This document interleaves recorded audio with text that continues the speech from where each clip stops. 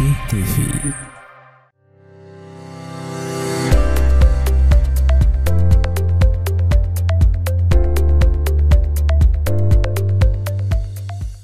Assalamualaikum warahmatullahi wabarakatuh. Alhamdulillahirrabbilalamin. Wassalatu wassalamu asrafil anbiya wa mursalin Sayyidina Muhammadin wa ala alihi washabihi ajmain, amma ba'd. Kembali lagi kita di keluarga Sakinah, ya, insyaallah bersama pengasuh keluarga Sakinah, Ustadz Ahmad Saputra. Assalamualaikum Ustadz. Waalaikumsalam warahmatullahi wabarakatuh.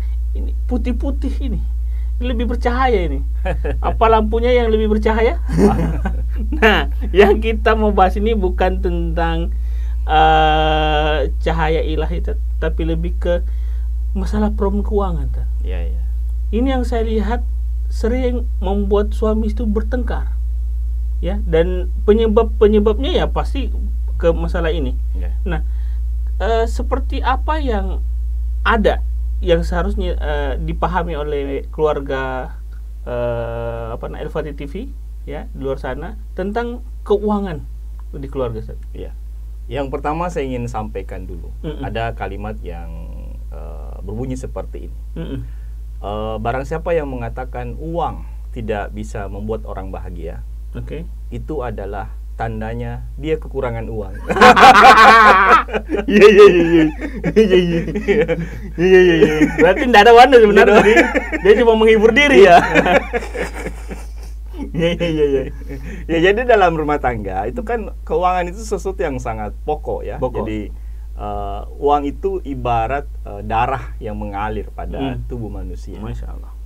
Jika uang itu tidak ada sebagai alat tukar, maka hidup itu menjadi susah. Bahkan hidup bisa menjadi berhenti. Baik. Iya. Bilang. Iya. Dan beban keuangan ini ada pada suami. Beban Suamilah yang bertanggung jawab untuk mencari nafkah. Artinya suamilah yang bertanggung jawab mencari uang. Ya. Dan itu tanggung jawab yang tidak bisa dilepaskan ketika suami itu sehat dan mampu untuk bekerja atau mencari uang. Sejauh apa yang laki-laki harus lakukan kalau dia sudah berusaha mencari dan dia belum dapat? Apa yang harus dia lakukan di sisi itu, ke ikhtiarnya? Mencari uang kan pertama tentu dengan ikhtiar fisik, ikhtiar fisik. Kemudian dengan doa. Kalau sudah berusaha tapi tidak dapat, di sini boleh suami berutang. Karena Rasul juga pernah ngutang kan ke orang Yahudi. Berutang gandum, beliau menjadikan baju besinya sebagai jaminan pada saat itu. Artinya kalau kita tidak dapat di pasar, tidak dapat di mana uang itu, ya untuk memenuhi kebutuhan pokok maka disunahkan untuk berutang. Tapi itu pun juga tetap harus diatur ya. Nah, kalau misalnya tentang istri, tanggung jawab istri ini di sini seperti apa, Ustaz?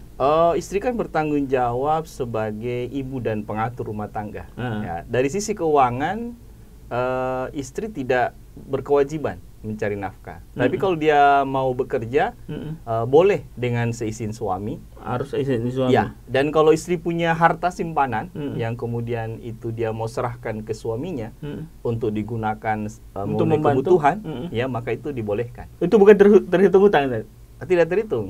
Ya, kalau istri memberikan secara ridho. Ya. Jadi itu harus tetap disampaikan bahwa saya bekerja ini atas izinmu.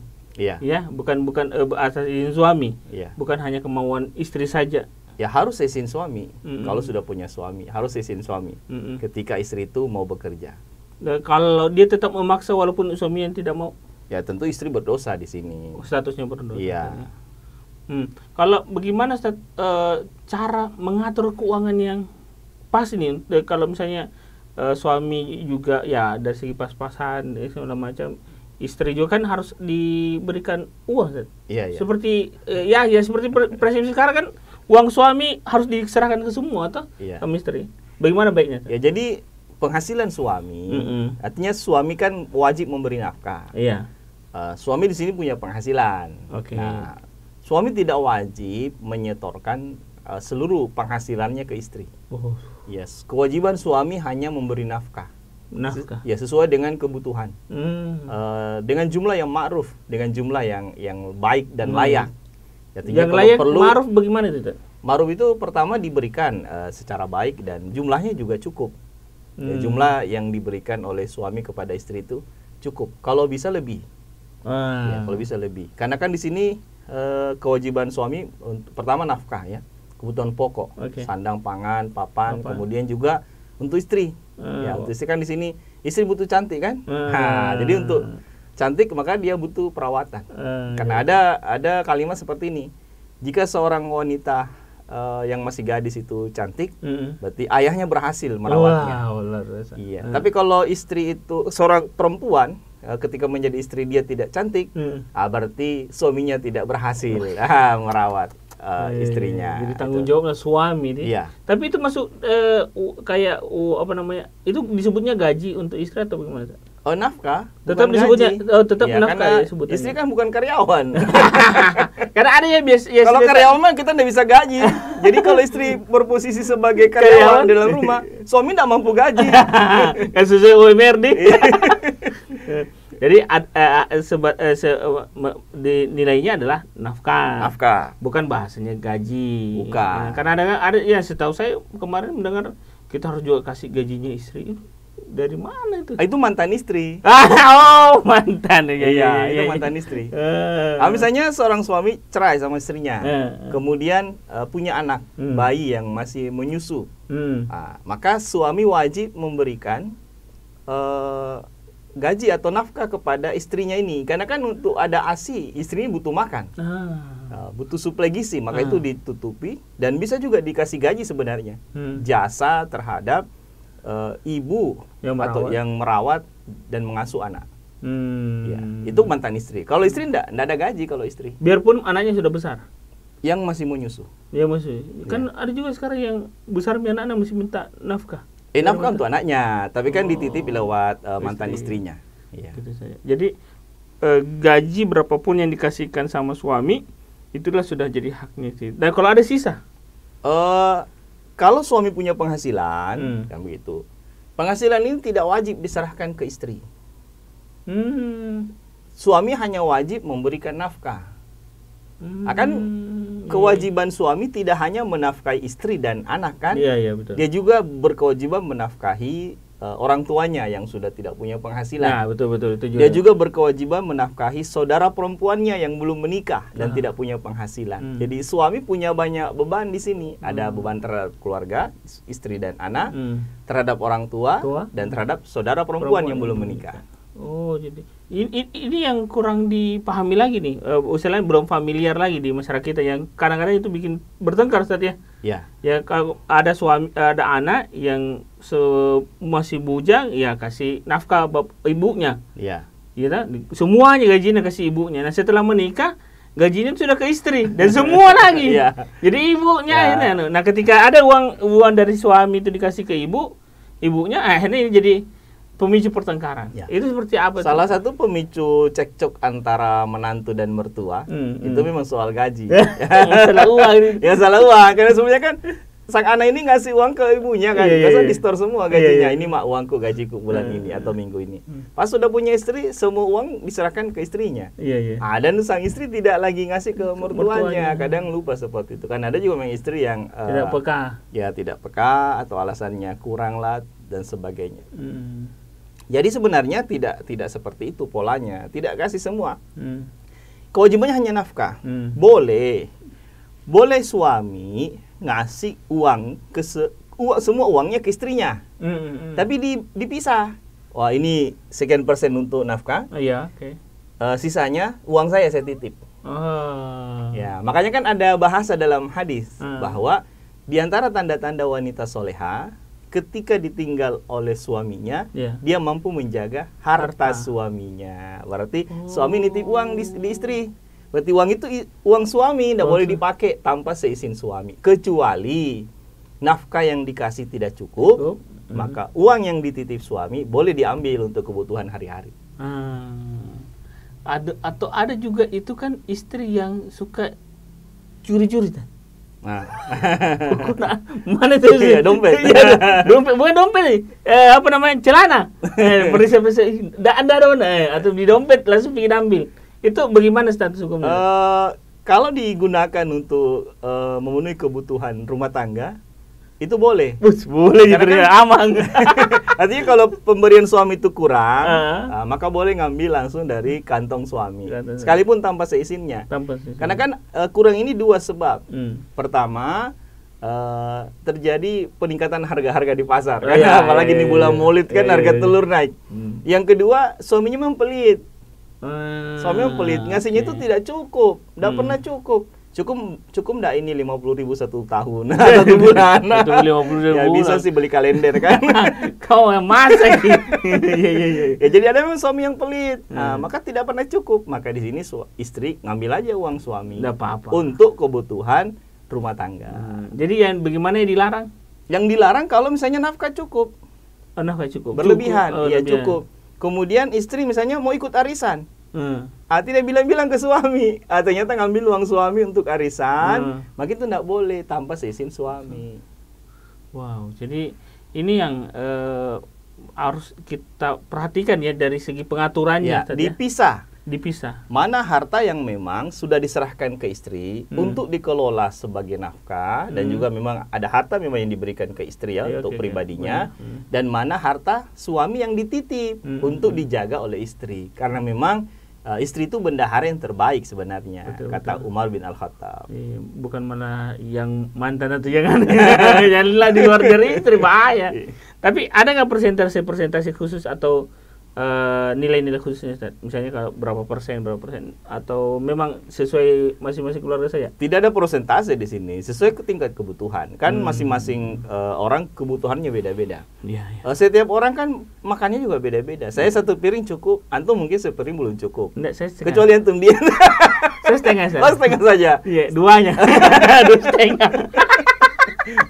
Ya, jadi itu harus kebutuhan, tidak ada persentase. Jadi ya peran istri pun juga ya harusnya dia sebagai penjaga ya, Ustaz ya, penjaga harta suami. Nah, kalaupun misalnya Ustaz, suami itu merasa saya semua atur Ki. Karena juga suami begitu. Semua uang itu uang gaji dia. Toh, pokoknya saya kasih kok cuma untuk kebutuhan hari-hari saja. Nah, seperti apa perlakuan ini untuk seorang suami ini, Zat? Sebenarnya tidak masalah selama pemberian suami itu cukup untuk nafkah. Tapi ya, yang penting dia cukup untuk nafkah. Nah, suami istrinya tidak diberikan pegangan. Tidak boleh buat seperti itu karena kan istri juga punya kebutuhan pribadi kan. Iya, kayak kan punya kebutuhan pribadi sih, butuh pakaian, ya, butuh dandan, dan butuh yang lain-lain, butuh juga mungkin refreshing ya ke silaturahim kemana-kemana untuk ikut pengajian dan lain sebagainya. Maka istri juga dikasih. Jadi sebaiknya ya tetap harus ada komunikasi juga antara suami istri mengatur keuangan. Iya, sebaiknya begitu. Sebenarnya yang paling bagus kalau kita ngasih istri itu unlimited. Yang penting istri mampu mengelola keuangan itu dengan baik. Deh, unlimited. Ini langsung ibu-ibu di luar sana belum sakit bilang coba Ustaz Salbang ini. Mudah banyak secara berjalan. Karena disarankan suami kasihkan unlimited. Nah, jadi harusnya sebagai seorang suami ya itu memberikan sebaik-baiknya nafkah ya, Pak. Jangan ada harta yang subhat ya, Ustaz ya, atau kalau itu kan mutlak, tidak boleh ada harta yang haram, tidak boleh ada harta yang syubhat, itu mutlak ya. Ya mutlak. Artinya itu pembahasan sudah selesai sebenarnya. Jangan bawa pulang ke rumah harta yang haram. Tapi kan termasuk harta yang syubhat. Nah, itu apalagi kan begini, Ustaz. Ya bukan kebanyakan sih, lebih ke mengatakan bahwa faktanya banyak istri-istri di sana yang merasa tidak cukup dengan harta yang ada. Nah, pancing-pancing suaminya. Ini makin. Ya, sebaiknya seperti apa ya nasihat untuk di sini istri juga harus di satu sisi bersabar. Artinya terkadang kan penghasilan suami itu cukup, kadang tidak cukup. Iya, betul. Ya, kalau penghasilan suami tidak cukup, di sini tentu istri harus bersabar. Ya, harus bersabar karena kewajiban menafkah itu memang ada pada pundak suami. Tapi kan penghasilan itu tidak selamanya cukup. Nah, ketika kurang, penghasilan suami itu kurang dari yang dibutuhkan, maka di situ butuh kesabaran.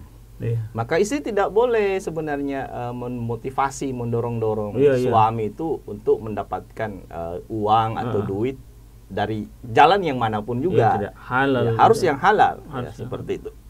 Kan ada juga yang istri lucu kan. Dia tahu suaminya berjudi, kalah, iya. marah-marah. Iya. Tapi kalau menang senyum-senyum. Nah ini kan masalah seperti ini. Berarti dia tidak peduli halal haram, dia cuma marah karena kalah. Kalau menang dia senyum. Atau ada juga istri yang tidak mau tahu dari mana suami harta suaminya. Ya, ada juga yang seperti itu. Ya tidak, sebenarnya istri juga harus bertanya. Kalau misalnya kita kan istri tahu pekerjaan suami, istri tahu usaha suami itu seperti apa.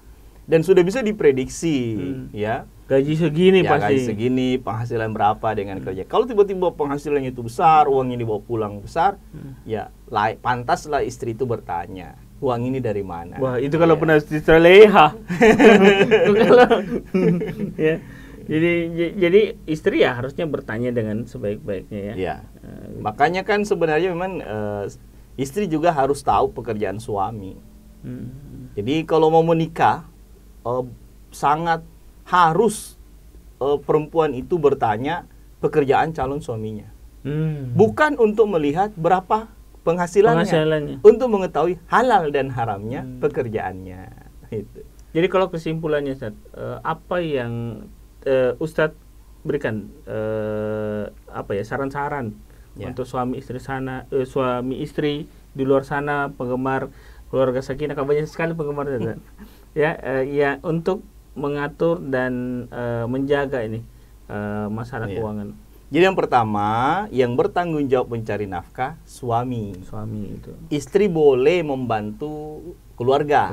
Ya. Tapi suami tidak boleh memaksa istri untuk bekerja. Tidak boleh kan? Nah, tapi suami boleh mengizinkan jika dilihat bahwa pekerjaan istri itu tidak menghilangkan peran ibu peran utama dan tidak berbahaya bagi kehormatannya di luar. Yang kedua, tidak wajib suami menyetor gaji ke istri semuanya. Tetapi boleh seluruh penghasilan suami diserahkan ke istri, separuhnya untuk nafkah, separuhnya dititip. Nah, yang dititip ini tetap milik suami. Maka istri wajib untuk menjaga, tidak boleh dibelanjakan tanpa seizin suami, kecuali tadi penghasilan yang diberikan kurang, nafkah kurang, maka boleh ngambil dari situ. Jadi lebih ke situ saja. Jadi akhirnya seperti kata-kata uang suami, uang istri, itu sebenarnya lebih ke mitos atau jadi suami itu singkatan dari semua uang adalah milik istri. Nah, itu tidak sesuai dengan syariat. Karena suami punya tanggung jawab terhadap orang tuanya, punya tanggung jawab terhadap saudara perempuannya yang belum menikah. Nah, maka suami kalau misalnya kan suami juga harus tahu kan kemampuan istri itu dalam memanage keuangan. Iya, betul. Pengetahuan kalau ternyata istri itu tidak mampu memanage keuangan, dia boros, maka tentu diberikan sesuai kebutuhan. Jangan dititip uang semuanya ke istri kalau dia boros. Diberikan sesuai kebutuhan saja. Karena kan ada juga perempuan boros. Kan pada hakikatnya perempuan itu suka shopping kan? Guys. Iya. Apalagi sekarang online. Jadi kalau dia belanja di luar kebutuhan pokok belum terpenuhi, yang lain-lain sudah dibelanja dan kita kehabisan anggaran, maka di sini suami perlu untuk memikirkan kembali apakah pantas istri ini megang semua uang suami atau tidak. Jadi ini sebaik-baiknya memang suami istri itu harus mengatur keuangan dan saling berkomunikasi dengan baik. Karena isunya sensitif sekali ya, apalagi kalau sudah bicara berhubungan dengan orang tua. Nah, kalau saya ini sedikit curhat ya. Kalau saya sedikit curhat. Jadi kalau saya perankan istri itu sebagai juru bicara. Ya. Yang kasih ibu saya itu istri saya. Jadi yang kelihatan baik itu istri saya. Walaupun dari saya tapi istri saya. Tapi memang kadang-kadang yang mengingatkan itu istri. Nah, tapi kalau yang mertua tetap istri saya. Karena supaya dia tetap berbakti sama orang tuanya. Jadi peran saya sebagai seorang suami hanya sudah mengadakan. Misalnya kalau kurang itu sudah ada warning gitu ya. Tapi sebaiknya dan kan kalau kita mau contoh Rasulullah kan juga istilahnya punya beban keuangan luar biasa waktu bahkan banyak istrinya sempat protes tadi. Nah, bagaimana Rasulullah dulu mengatur soal masalah keuangan itu? Ya, jadi Rasul kan kasih sesuai dengan kebutuhan. Sekalipun memang pernah juga istri-istri beliau minta untuk ditambahkan lebih operasional harian. Dan itu lazim sebenarnya, karena memang kan harga-harga itu terus meningkat, kebutuhan juga terus meningkat. Nah, disinilah peran suami sebenarnya untuk menasihati istri agar hidup sederhana. Karena kalau tidak ada persepsi tentang hidup sederhana atau gaya hidup istri itu hedonis betul. Serba mewah, glamor, maka berapapun penghasilan suami tidak akan cukup. Ya. Berapapun. Ya, kalau hidupnya orang glamor. Iya, artinya beli tas 500 juta. Keluar rumah hujan turun. Ya ini payung tasnya, bukan orangnya. Ini kan fenomena yang terjadi sekarang kan. Atau cuma foto barang-barang cuma untuk difoto saja.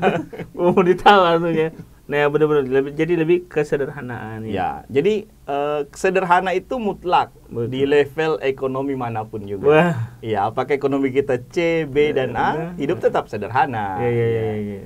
Jangan dipamer-pamer atau kalaupun ada kelebihan harta lebih baik untuk disedekahkan, diinvestasikan untuk hal-hal yang baik. Masya Allah. Itu barangkali syukran Tat atas waktunya bahas tentang keuangan. Insyaallah kita akan ketemu lagi di pembahasan lain di Keluarga Sakinah El Fatih TV. Terima kasih. Wabillahi taufiq. Assalamualaikum warahmatullahi wabarakatuh.